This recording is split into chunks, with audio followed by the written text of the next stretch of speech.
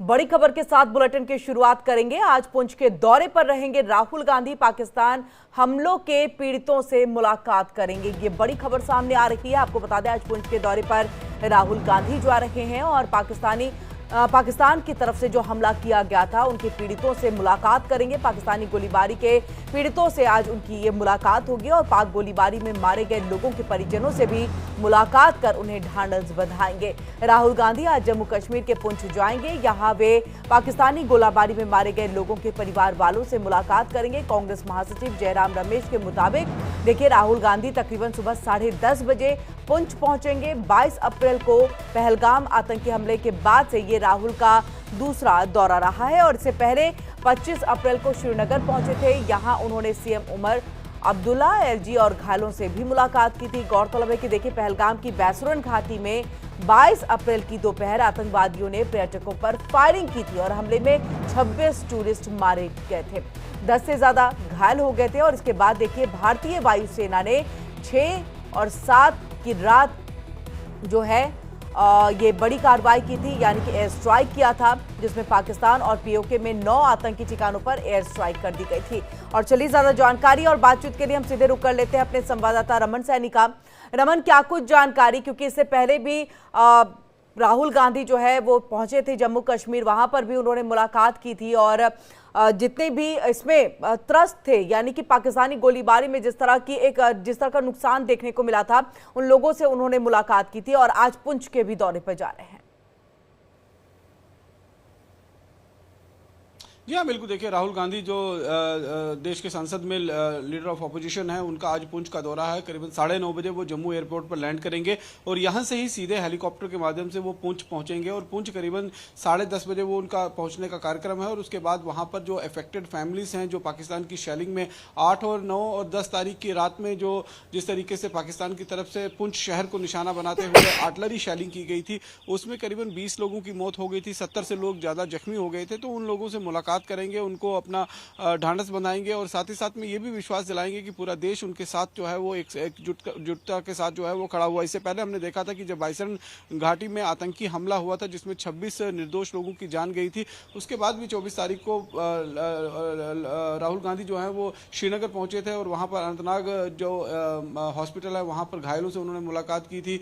जो लोगों ने अपने अपनों को खो दिया था उनके परिजनों से मुलाकात की थी। तो ये एक दौरा जो है वो बहुत महत्वपूर्ण है, क्योंकि ये अपने आप में एक संकेत भी देता है। बिल्कुल रमन, इससे पहले हमने देखा था मुख्यमंत्री उमर अब्दुल्ला से उन्होंने मुलाकात की थी और अधिकारियों से भी जो है उनकी बातचीत रही, लेकिन आज क्या यही बात रहेगी कि आज भी मुलाकातों का दौर चलेगा मुख्यमंत्री के साथ?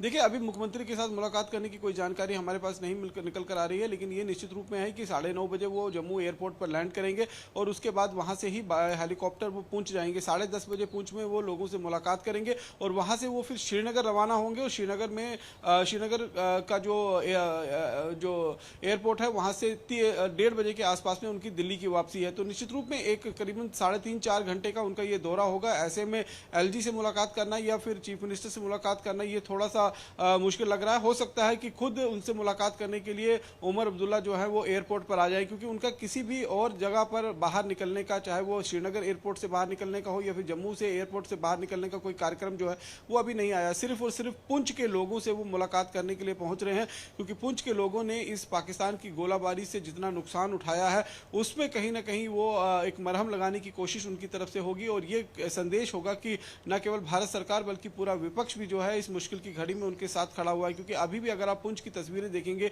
जिस तरीके से गुरुद्वारों को निशाना बनाया गया है, मस्जिदों को, मंदिरों को निशाना बनाया गया पाकिस्तान की आर्मी की तरफ से 155 mm के आर्टिलरी शेलिंग का इस्तेमाल करते हुए, काफी तबाही जो है वहां पर मची है और 20 लोगों की जान जो है पाकिस्तान की शेलिंग में गई है। बिल्कुल रमन, आपने जो कहा कि एक संदेश देने की जो कोशिश है पुंछ के दौरे के दौरान जो है वो राहुल गांधी की तरफ से दी जाएगी। इससे पहले हमने देखा था कि कल डीयू पहुंचे थे और वहां पर किस तरह से जो है एक विरोध का स्वर जो है राहुल गांधी के खिलाफ सुनाई दिया था।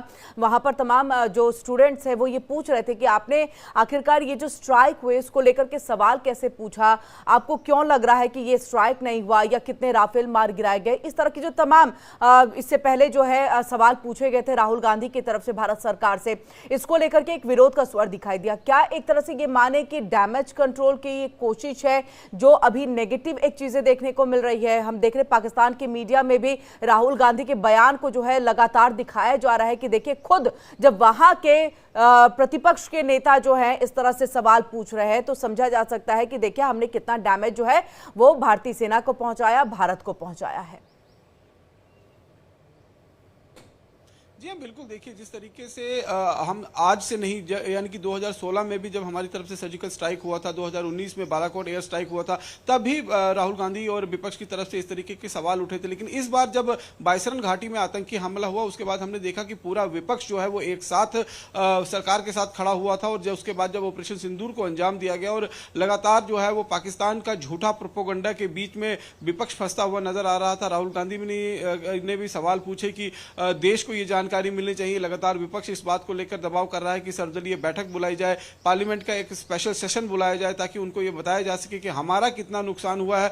तो ये कहीं ना कहीं जब इस तरीके के सवाल विपक्ष की तरफ से देश की सेनाओं के ऊपर उठेंगे तो निश्चित रूप में कहीं ना कहीं विरोध का स्वर जो है वो देश की जनता जो है वो उनके समक्ष रखेगी। और यही कारण था कि जब कल वो डीयू पहुंचे थे तब उन्होंने साफ तौर पर इस विरोध का जो है वो सामना करना पड़ा, क्योंकि देश की जनता को मालूम है कि किस तरीके से 1971 के बाद भारतीय सेना और भारतीय वायुसेना ने पाकिस्तान के अंदर घुसकर जो हमला किया है, जो टेरर कैंप को डिस्ट्रॉय किया है। और उसके बाद जब पाकिस्तान की तरफ से हमला किया गया तो फिर हमने पूरी तरीके से उनके मिलिट्री और जो ऑपरेशनल प्लेसेस थे उनको टारगेट बनाया, एयर बेसिस को टारगेट बनाया। 11 एयर बेसिस जो हैं उनके तबाह कर दिए गए हैं और कई मिलिट्री स्टेशन, कई रडार सिस्टम जो है उनके तबाह कर दिए गए। तो ये सारी चीजें जो है वो जनता भली भांति समझती है। लेकिन आप ये समझिए कि राजनीति का स्तर आप देख लीजिए कि भारतीय सेनाओं पर भी जब सवाल खड़े किए जाते हैं तो उसका प्रतिरोध जो है वो निश्चित रूप में देश की जनता जो है वो देखने को मिलेगी। और यही कल डीयू में भी होता हुआ दिखा। अब देखना ये होगा कि जब राहुल गांधी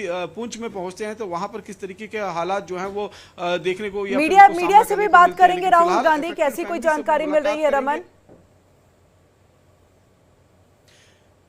देखिए, निश्चित रूप में ये पूरा दौरा है वो जो कहीं ना कहीं अब मीडिया को भी अट्रैक्शन लेने का मीडिया का भी एक कोशिश राहुल गांधी की तरफ से, और साथ ही साथ में जो डैमेज कंट्रोल करने की कोशिश है। क्योंकि जिस तरीके के सवाल विपक्ष की तरफ से राहुल गांधी की तरफ से उठाए गए हैं उनको लेकर कांग्रेस और विपक्ष की आलोचना जो है वो पूरे भारतवर्ष के अंदर जो है वो आम स्थानीय लोग जो है वो कर रहे हैं। तो निश्चित रूप में वो यहाँ पहुंचकर हो सकता है कि कुछ एक पत्रकारों से बातचीत कर अपना संदेश देने की कोशिश करें कि आखिरकार वो यहाँ पर आए थे और क्या मकसद था उनका, और किस तरीके से वो एक बार फिर यहाँ पर आकर मुझे लगता है कि इस बात को एक संदेश के रूप में देना चाहेंगे कि वो पूरी भारत सरकार के साथ और भारतीय सेना के साथ जो है विपक्ष पूरा खड़ा हुआ है। और हमने बिल्कुल रमन, देखिए पूरे देश को भी यही इंतजार है कि राहुल गांधी की तरफ से यही बात आए कि देखिए हम सरकार के साथ है, सरकार जो कर रही है हम उसका समर्थन करते हैं। ये तमाम बातें आनी चाहिए ताकि पाकिस्तान जो अपना झूठा प्रोपेगेंडा फैला रहा है उसमें एक हथियार के तौर पर जो है राहुल गांधी के बयान को सम्मिलित ना करे या यूज ना करे। बहुत बहुत शुक्रिया रमन तमाम जानकारी हम तक यहां पर पहुंचाने के लिए। खबरों में आगे बढ़ते हैं। भारत के